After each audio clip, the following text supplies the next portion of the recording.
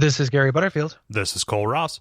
And this is Monster in My Podcast. And these are Mammals. There's a monster in my podcast. Boy, are they. Dolphin and dog. Yep, dolphin, dog. There are cats in here. Yeah, lots of mammals we've been over. Yeah. It's a lot of like if you need like a monkey, but you don't want to have a regular monkey. No. You just got to have like a monkey. And let's can we do a little quiz? I was going to call it a guessing game, but it's not quite a guessing game. Because you knew that I put a marker for the song. Well, it's not exactly that. Right. Well, what does you've read this entry? Uh-huh. What does a barragala look like? Looks like a I was about to say a baboon, but no, that's the Banderlog. I have no idea. I think that this might be like the the Bandersnatch with the Vorpal blade and Snickerstack. I think this might be like literally a Lewis Carroll creation. I mean, it might be. Like who knows? Like what a failure of this century to give like even a rudimentary approximation. Oh, yeah. Like a bunch of them will say like, oh, this is they'll at least say this is a primate. Yes. And it'll just say that. So like this is one of the weirdest entries in the book. It really is. I think it's effective though, insofar as everything is very compact. And they give you, outside of that one and maybe a couple of others, very quick, just kind of definitions of like, hey, this is a special ability that this thing has.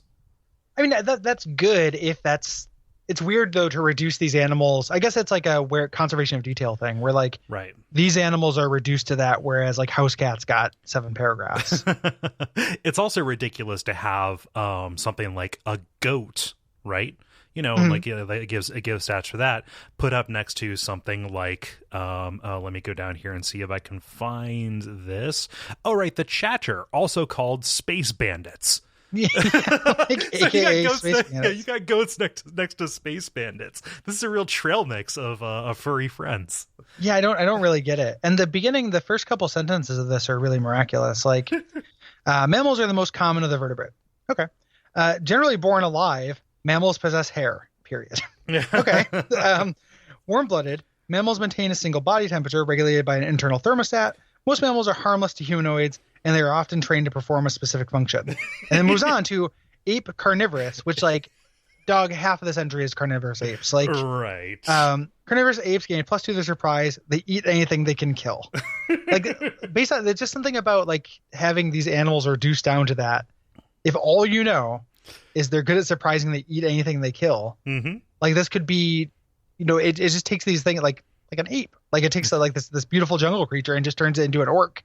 Yeah. It's like highly reductive. Yeah. In this way that's very strange. And then it's half junked up with magical creatures and shit. Yes, such as the monkey spider. Oh no, it's not a spider monkey. Those are accounted for later. No, these are 1 inch tall monkeys that can climb as a spider does and bite your eye. Yeah. Or the Sing Sing. A reclusive ape-like race believed to personify the principles of pacifism and harmony. Oh, hi, this is my friend. He's named Sing Sing. He is a paragon ape. Yeah, why?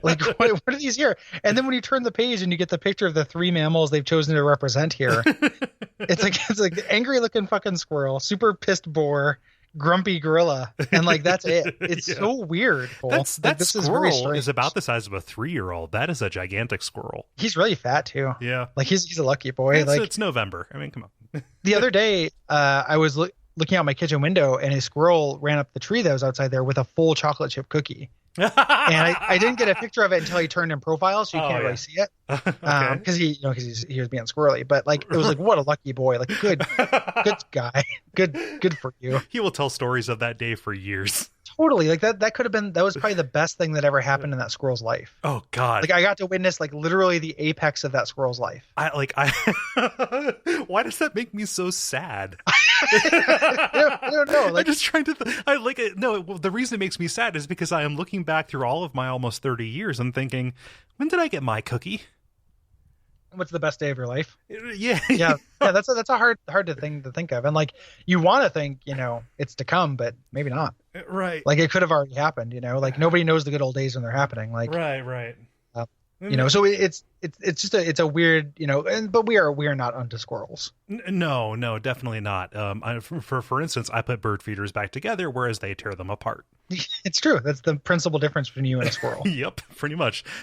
Because as we know, the bushy tail, not a factor Well, is anymore. the hairiest of the vertebrate, and he puts together bird feeders instead of taking them apart. Yeah, pretty much. Oh. The stench cow, aka stench kine, are cattle of the lower plains. Why is this here? I don't know. And then at the very end, they just have rule variants with minimal mammals and giant mammals. So much because you can do minimal mammals as those little spider monkeys. Yeah, and have that's terrifying. You have little tiny centimeter tall monkeys. Oh yeah, you breathe them in and they start tearing up your lungs. Yeah, going for your eyes. Yeah. I mean, those mesothelioma lawyers are going to need something to go for next. Then you got the Roth IRA over here, or the Roth A. Brought to you by our backers at patreon.com/duckfeed.tv.